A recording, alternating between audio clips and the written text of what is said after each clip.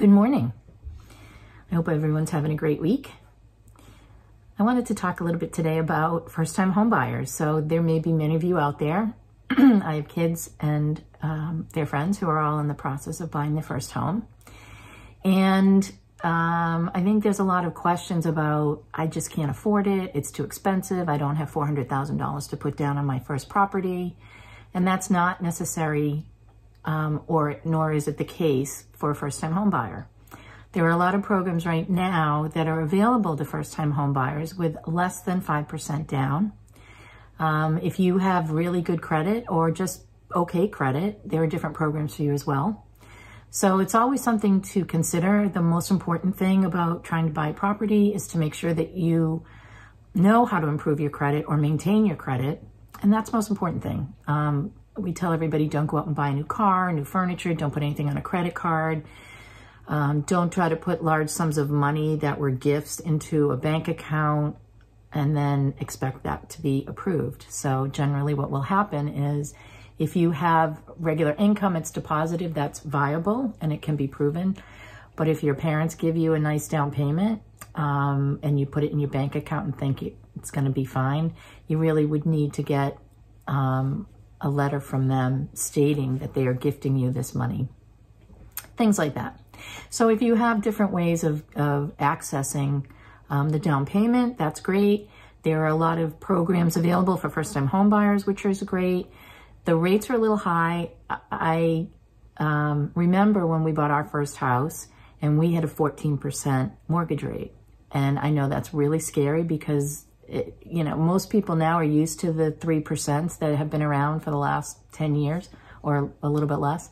But those really high rates don't last forever. They go up, they come down. We may never see 2% again, but let's hope that we don't see 16% either.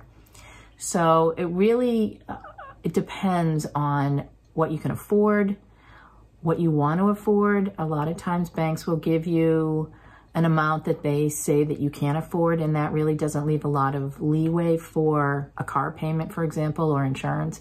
So you want to check out what your budget is, what you think you can afford, and go from there. And your mortgage person will be able to tell you what your rate will be, what your monthly payments will be, and then we can go looking and find something that's going to meet all of those expectations for you.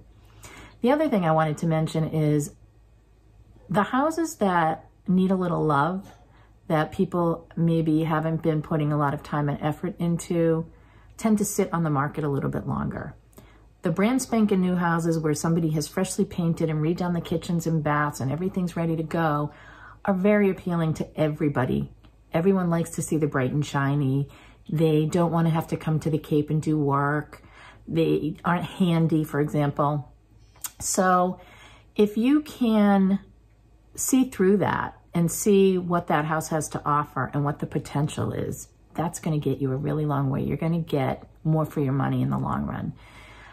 You will be putting in sweat equity when you do improvements to it, and there's just this really great feeling when you have done a lot of that work yourself, when you've learned how to paint. You don't have to know how to do it all right away, but you can certainly find people who will help you learn how to paint, how to replace a faucet, how to change out a light fixture, how to refinish hardwood floors. There's a lot that can be done. And even if you just do the hard labor, like pulling up carpets and removing all the nails and stripping wallpaper, that's a good start on how to own a home and maintain a home and take care of a home. And those things are skills that you'll have forever. So it's always a good thing to learn how to do those on your own. So take a look at those not so loved houses because you might see a real prize out there. Have a great week, everybody.